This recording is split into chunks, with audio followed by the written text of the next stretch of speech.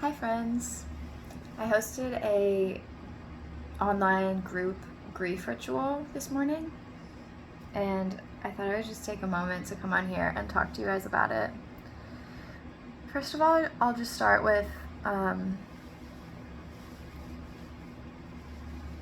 the most beautiful thing about it, which is I just feel my heart physically grow so warm while doing this work with you guys, and I can feel that happening in the Zoom room too. Like, it creates such an atmosphere of love, and like there was this phrase that came to me actually the other night. I think it's all blurring, but how would I want for the grief work is like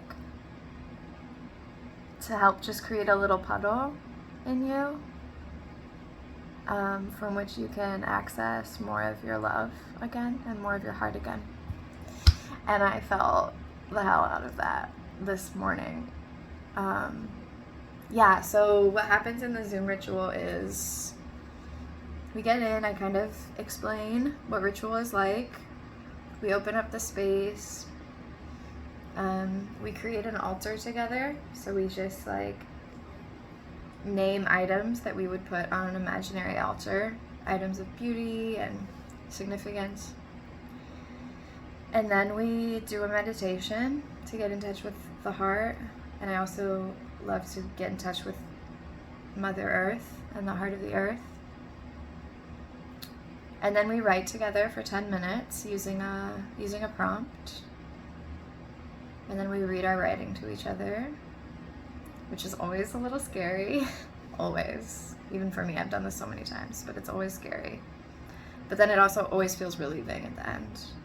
And it always feels like, oh yeah, I actually could say that. Who knew? I've been carrying that around for 31 years and I could just say it to a human in an appropriate, supportive environment.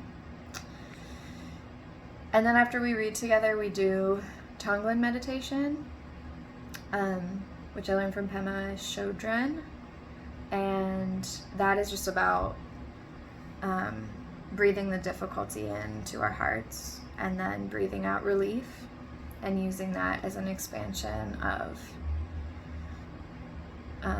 using our suffering and relating to our suffering as a bridge that connects us with love and with each other, which is the whole point, right? So I hope you will join me for the next one, or schedule